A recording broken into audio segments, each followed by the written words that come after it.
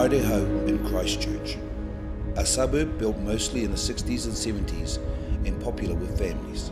There are close to 10 schools within the area.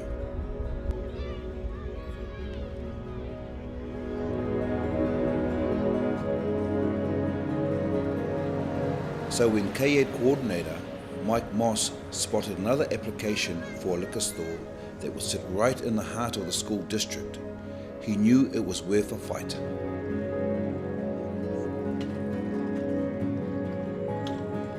I watch the public notices now to see when there is a bottle store application coming up, and there were only days left really to mobilise and do something. Parents in the community were also concerned. I suppose what I perceived to be the alcohol needs of the community were being well met, and we didn't need any additional outlets, as well as, I guess, perhaps more subversive influence of normalising alcohol and the role of alcohol in our lives in an area that's heavily populated. There's sort of 8 or 9 schools in a very close area to where this outlet is being proposed. Well, I had concerns on 2 fronts. One was the focus on the impact on the businesses in the local community, and the other was the impact on people's health. We realised that the access to cheap and more liquor was only going to be detrimental to the general health of the community. It's about linking people, providing opportunity for people to get together, so organising perhaps a public meeting, finding a key person or people within a community who can facilitate that. And parents are pretty concerned about these issues. So schools are a really important part of any community action. Going around schools, talking to school staff at lunchtime, taking the informal opportunities that presented as well. So rather than ringing up permission to have a meeting, just turning up at lunchtime and saying, look, I'd really like to talk to you about an issue that affects your school. Right now, down the road, there's an application to start a bottle shop. Do you want it there?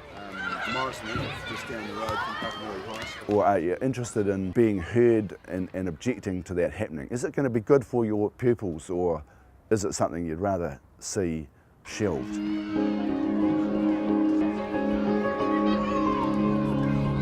Meeting with local business owners also generated momentum. Mike was able to provide context and details on how to go about submissions. CAYAD pulled together a group of like-minded residents and business owners, and public meetings were organised. Information distributed and an action plan was underway. Well, no one person could do it on their own, and together a large group of people with different skills and different contacts and different knowledge of the process were able to come together and form an effective campaign of submissions. Mike also got out there on the streets, delivering information to residents about what was happening, alerting them to the short time frame they had to object. Speed, being really quick off the mark, using the networks that I've built up as a CAYAD coordinator, having information ready for a community so that they can mobilise and they're informed and able to put in objections that are specific to the point that are within the law, because it's quite narrow and defined. The result was we managed to get into the Christchurch City Council Liquor Licensing Authority around 189 submissions within 6 days, and that was an unprecedented number of submissions. The application for a liquor licence was declined by the Christchurch City Council.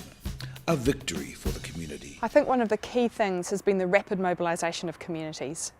So when people have an opportunity to lodge an objection, they have 10 days.